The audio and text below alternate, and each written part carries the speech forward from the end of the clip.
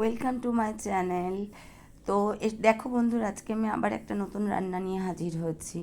আজকে আমি তোমাদের একটা মাছের ভর্তা করে দেখাবো। তো আমি 4 পিস ভোলা মাছ নিয়েছি নুন হলুদ মাখিয়ে, আস্ত ধনেপাতা রেখেছি দুটো গার্নিশিংয়ের জন্য, আর রসুন ছুলে নিয়েছি, পেঁয়াজ কুচিয়ে নিয়েছি, আর ধনেপাতা কুচি, কাঁচা লঙ্কা কুচি। তো এই জিনিসটা তোমরা রুই কাতলা মাছ দিয়েও করতে পারো। অনেক সময় খেতে ইচ্ছে করে না, তো তো তখন দেখবে এটা করলে মুখে রুচিও আসে, ভালোও লাগে খেতে। তো মাছগুলোকে প্রথমে একটু লাল করে সুন্দর করে ভেজে নিতে হবে। এই দেখো ভেজে নিয়েছি আমি, একটু সিম করে করে ঢাকা দিয়ে দিয়ে ভেজেছি, যেহেতু মাছটা তো এরপরে আর রান্না হবে না, যাতে ভেতরটা ভালোভাবে সিদ্ধ হয়, এই কারণে আমি খুব ভালো করে ভেজে নিয়েছি ঢাকা দিয়ে দিয়ে সিম করে। আর এখানে দেখো নিয়েছি রসুনগুলোকে ভেজে নিয়েছি, আর কিছুটা কালো জিরে ভেজে নিয়েছি। আর দেখো অঝোরে বৃষ্টি পড়ছে বাইরে, কারেন্টও নেই, আমি কিন্তু ফ্ল্যাশ লাইট জ্বালিয়ে ভিডিও করছি। প্রচুর প্রচুর বৃষ্টি হচ্ছে বাইরে। তো চলো এবার মাছের কাঁটাটাকে আমি ছাড়িয়ে নেব। খুব সুন্দর করে ছাড়িয়ে নিতে হবে যাতে একটাও কাঁটা না থাকে। তো দেখো মাছের কাঁটা আমি ছাড়িয়ে নিয়েছি। এর মধ্যে আর অল্প একটুখানি লবণ নিয়ে নিয়েছি, প্রয়োজন মতো যদি লাগে তুমি টেস্ট করে তোমরা দিতে পারো।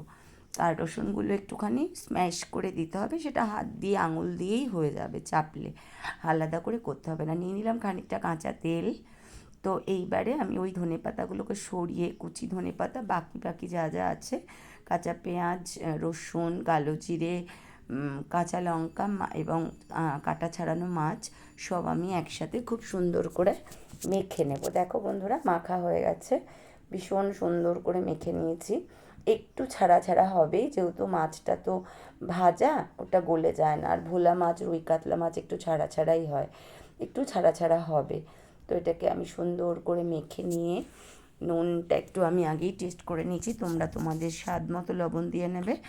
তো ওপর দিয়ে এবার ধনেপাতা গার্নিশ করে আমি এটা রেডি করে ফেলেছি এখনও। আর আমি এটা জানো তো বন্ধু, এই ভয়েসটা অ্যাড করছি কিন্তু খাওয়ার পরে, আর ভীষণ ভীষণ ভীষণ ভালো লাগে খেতে, তোমরা খেয়ে দেখো।